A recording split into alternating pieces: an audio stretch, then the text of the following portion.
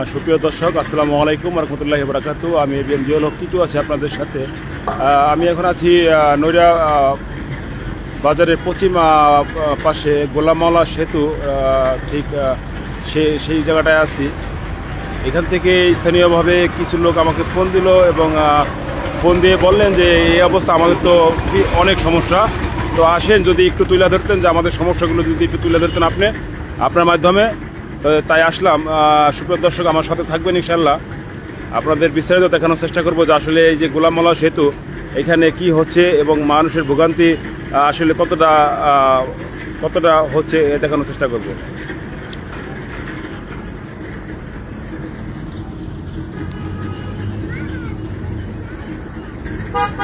সুপ্রিয় দর্শক, এই যে দেখতে পারতেছেন এই যে গোলাম মাওলা সেতু, এই সেতুর কিন্তু যে কাজ 7-8 বছর হয়ে গেছে, কাজ কিন্তু যেভাবে চলতেছে, ঠিকাদার আসে ঠিকাদার যায়, এটা কবে নাগাদ শেষ হয় এই গ্যারান্টি এখনো কেউ দিতে পারতেছে না। কারণ ব্রিজের যেই মেন কাজগুলো কিন্তু এখনো ধরাছোঁয়ার বাইরে রয়ে গেছে। দেখুন এই যে নদীর মাঝখানে যে পিলারগুলো, সেই একটা পিলার কিন্তু এখনো ওঠে নাই। নদীর মাঝখানে যে মেন পিলারটা সেটাই কিন্তু ওঠে নাই। তো এই ব্রিজের কাজ কবে নাগাদ শেষ হয় সেটা এখনো স্বপ্নের মতো, বাস্তবে নয়। এই দিকটার কাজ কিছুটা হলেও সম্পূর্ণ হয়েছে এবং রাস্তার কাজ হয় নাই। এখানে কিছু অংশ রয়ে গেছে, মেন সেতুর সাথে যেই সংযুক্ত, সেটা কিন্তু এখনো রয়ে গেছে। পিলার হয়েছে দুইটা, মাঝখানে পিলারটা হলে আংশিক বোঝা যেত কতটা সম্পূর্ণ হয়েছে। এখন এই গোলাম মাওলা সেতুর কাজ 60% কাজ হয়েছে, 40% কাজ রয়েছে। এটা কবে নাগাদ শেষ হয় বলা যায় না। তো এখানে আমাদের দৈনন্দিন যে মানুষের ভোগান্তি, এই যে দেখতে পারতেছেন যে মানুষের যে ভোগান্তিটা, সেটা হলো যে এই যে খেয়া পারাপার, এই খেয়া পারাপার বিশাল একটা দুর্ভোগ। এই খেয়া পারাপার নিয়ে মানুষ প্রতিনিয়ত অনেক কষ্ট করতেছে, যেমন অসুস্থ রোগী নিয়ে, শিশু, যারা শিক্ষার্থী, তারাও অনেক কষ্ট করে কিন্তু পারাপার হয়ে থাকেন।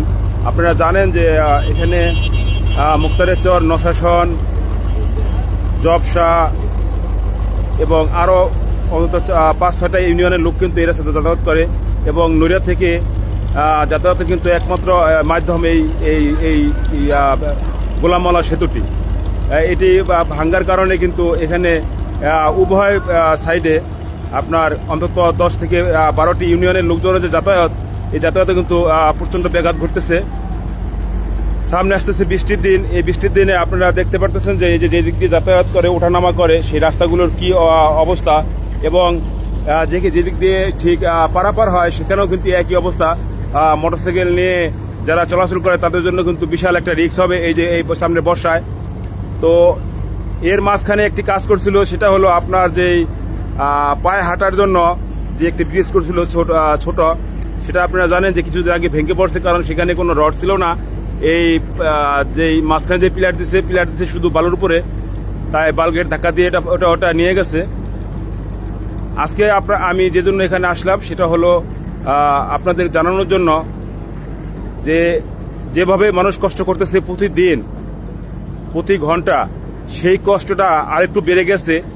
এই জন্য যে এই যে রাস্তাটা আপনারা দেখতে পারতেছেন, এটা কিন্তু নৈরা বাজারের যে চৌরাস্তা মোড়ের থেকে কিন্তু নদীর পার আসছে এই রাস্তাটা। এই রাস্তাটার কাজ আরো আগে থেকে, আর আমরা জানি যে আরো 6 মাস আগে থেকে রাস্তাটার কাজের কথা বলা হয়েছে এবং টেন্ডার হয়েছে, কিন্তু রাস্তার কাজটা অনেক বিলম্ব হয়েছে। এখন রাস্তার এই যে ড্রেনের কাজ চলতেছে এবং রাস্তার কাজ চলতেছে, আপনারা দেখতে পাচ্ছেন যে কি পরিমাণ ভিড় ওইখানে, রাস্তার ভিতরে যে কি পরিমাণ ভিড়, মানুষ যে কতটা কষ্ট করতেছে, এই যে আসা যাওয়ার ক্ষেত্রে যে কতটা ভোগান্তিতে পড়ছে, এটা আপনি সশরীরে বা যদি না যাতায়াত করেন তাহলে বুঝতে পারবেন না যে মানুষ কতটা কষ্ট করে এখান দিয়ে কিন্তু নদীটা পার হচ্ছে। ভিতর দিয়ে যে রাস্তাগুলো আছে সেগুলো অনেক ভাঙ্গাচুরা, সেখানে কেউ যায় না। এই যে নদীটা পার হয়ে, বাস থেকে নেমে নদী পার হয়ে অন্তত 1 মাইল হেঁটে এরপরে গিয়ে গায়ে চড়তে হয়, কারণ এদিক দিয়ে অটো গাড়ি চলাচলের ব্যবস্থা নেই বা অন্য কোনো যানবাহন চলাচল করতে পারতেছে না। এমতো অবস্থায় স্থানীয় যারা আছে এবং যারা যাত্রী, তারা কিন্তু বারবার আমাকে বলছেন যে ভাই একটু আপনার মাধ্যমে যদি একটু তুলে ধরতেন, এই যে সামনে বর্ষার দিন আসতেছে, যদি আমরা এই রাস্তা যদি সম্পূর্ণ না হয় তাহলে কিন্তু আমাদের ভোগান্তির শেষ নেই। হাজার হাজার মানুষ যেদিক দিয়ে চলাফেরা করে সেই রাস্তাটা কিন্তু এখন তারা কিন্তু এই যে আপনার কাজ শুরু করছে। সামনে আসতেছে বর্ষার দিন, যদি বর্ষার আগে এই কাজ শেষ না হয় সেক্ষেত্রে কিন্তু ভোগান্তির শেষ নেই।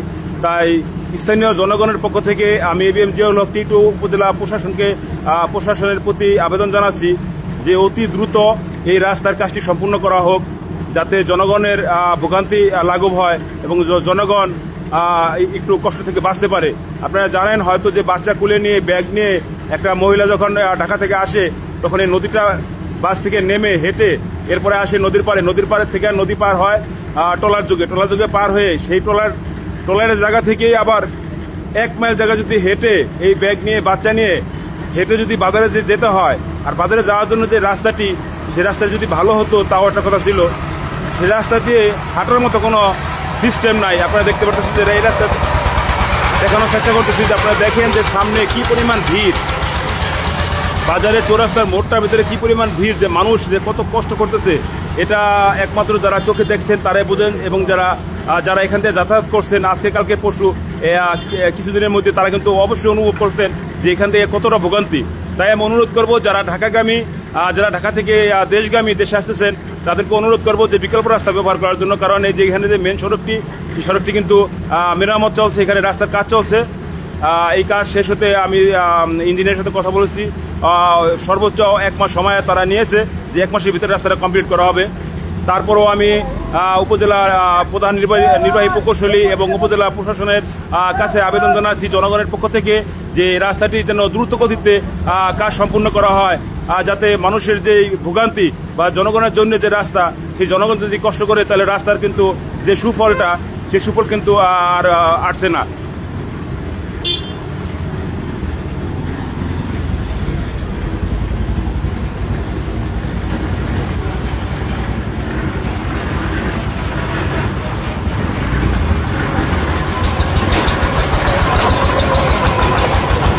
ভাই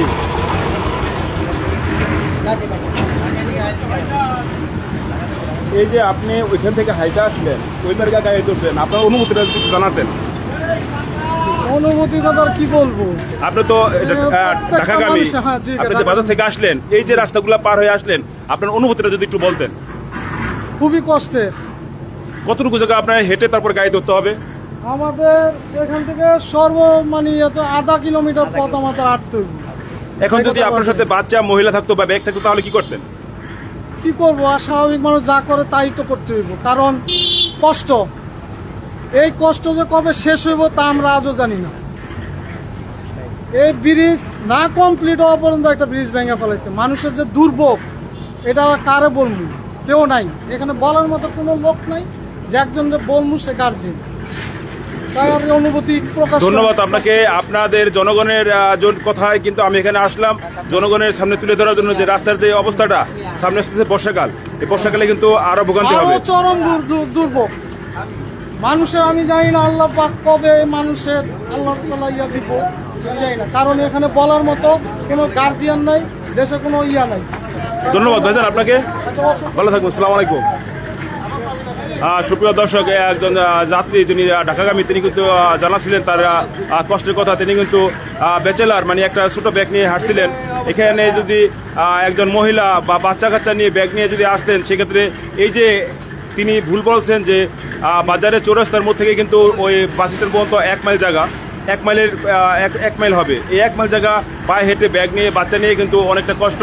মাঝখানে আছে আপনার পারাপার, এই পারাপার হতে গিয়ে কিন্তু আপনার ট্রলারে উঠতে হবে, নামতে হবে, সেখানে কিন্তু একটা ভোগান্তি। তো স্থানীয় জনগণের মনে অনেক কষ্ট আছে, দুঃখ আছে, কিন্তু বলার মতো মানুষ পাচ্ছে না, এবং বললে কে শুনবে সেই মানুষটিও তারা পাচ্ছে না, এমনটি জানিয়েছেন একাধিক ব্যক্তি। ভাইজান কি স্থানীয়? আচ্ছা, এই যে আপনাদের ভোগান্তিটা যদি একটু বলতেন, আসলে আপনারা কতটা কষ্ট করেন? আমরা তো ভাই অনেক কষ্ট করি, পিছনদারদের মতামত কি? এই যে পিছনদার আসে আপনাদের, অনেকে হাইটা যায়, অনেক কষ্ট হয় বাচ্চা কাচ্চা নিয়ে রাস্তায়, দেখতে তো পাচ্ছেন, আর কি বলবো, অনেক কষ্ট, দুর্ভোগ। ঠিক আছে, আমার দুঃখটা, গরিবের দুঃখটা বুঝবো না, কার কাছে করবো, কার কাছে করবো, মানুষ দেখবো, বলার মানুষটা পাইতেছি না ভাই, আমরা কার কাছে বলবো। ভাইজান আসসালামু আলাইকুম, এদিকে আসেন। আসেন আসেন কোথায় দেখা যাচ্ছেন? আপনার মাধ্যমে একটু জানতে চাইবো যে আপনি যে হাইটে আসলেন, আপনি কতটা কষ্ট করে বাস পর্যন্ত যাবেন?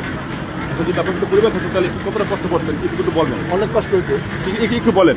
হ্যাঁ অনেক কষ্ট হইতো, আমার যাতায়াতের জন্য অনেক কষ্ট হয়ে যায় ফ্যামিলি নিয়ে আসলে। আপনি কি দেখা যাচ্ছেন? যে আপনি এখন হাসছেন কেন? মানে যে হাইটে আসলেন কেন? আপনি যে কথা জিজ্ঞেস করেন এই জন্য আসলাম। আপনি হাইটে আসলেন কারণ আপনার রাস্তা ভাঙ্গা, গাড়ি নাই। হ্যাঁ এই জন্যই তো। তা হাইটে এখন যাবেন নদীর পারে? হ্যাঁ তারপরে আমার টোকারে পাড়াই দেবো। তাহলে আপনার ভোগান্তিটা কি, আপনার ভোগান্তিটা কতটুকু হলো? আমার অনেক দোকান দিল। তাই আপনি কি চান এখন? এখন আমরা তো চাই যে মানে আমরা গাড়িতে আসবো, গাড়িতে দেয় গাড়িতে উঠবো, এইটাকে আমরা চাই। হ্যাঁ আমাদের জন্য সুবিধা। ধন্যবাদ ভাইজান আপনাকে। আসসালামু আলাইকুম।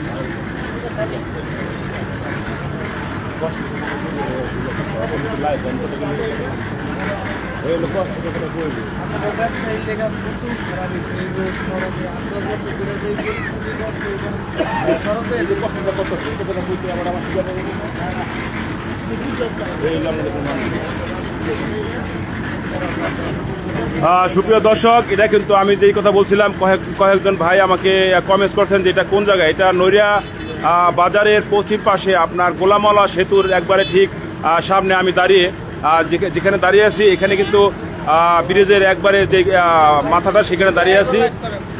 এখান থেকে কিন্তু কি ভাইজান কোথায় যেতেছেন? কোথা থেকে আসলেন? আচ্ছা, আপনি যে এই যে আসা যাওয়া করতেছেন, আপনাদের কি সমস্যা হতেছে একটু বলবেন? আপনার ব্রিজ থাকলে ব্রিজে আওয়া যাওয়া করতে হইতো, টলাতে পার হইতেছে, কষ্ট হইতেছে। এখন এই যে এই রাস্তাটা যে ভাঙছে, এতে আপনি কি সমস্যা পড়ছেন? সমস্যা যাওয়া কষ্ট না, তো এখন কি চান? তাই দ্রুত জানি ব্রিজটা রাস্তাঘাট হয়ে জায়গা জনগণের লেগে ভালো হইব। ধন্যবাদ আপনাকে। আসসালামু আলাইকুম। সুপ্রিয় দর্শক, যেমনটি বলছিলেন পথযাত্রীরা বা আপনার ঢাকাগামী যাত্রীরা যেমনটি বলছিলেন, এই যে দেখতে পারতেছেন যে এখানে আমি যেমনটা দেখিয়েছি যে ওই যে বাস স্ট্যান্ড, ওই বাস স্ট্যান্ড থেকে আপনার নদীর পার অন্তত 10 মিনিট হাঁটতে হবে। এই 10 মিনিট হাঁটার পরে আপনি উঠবেন ট্রলারে, ট্রলার পার হবেন, 10 মিনিট লাগবে এই পার আসতে। এই পার থেকে আবার যখন হাঁটবেন 15 মিনিট হাইটা আসবেন রাস্তার উপরে। রাস্তার উপরে আসার পরে কিন্তু আপনি কোনো গাড়ি পাবেন না, কারণ এখানে রাস্তাটা ভাঙ্গা হয়েছে, মেরামত চলতেছে, সংস্কার কাজ চলতেছে। এখান থেকে রাস্তা নেই, এই চিপা চাপা দিয়ে আপনার যেতে হবে, এবং সেখানেও কিন্তু রাস্তাঘাটের অনেক ব্যাঘাত, হয়তোবা জ্যাম করে আছে, হয়তোবা রাস্তায় সমস্যা আছে।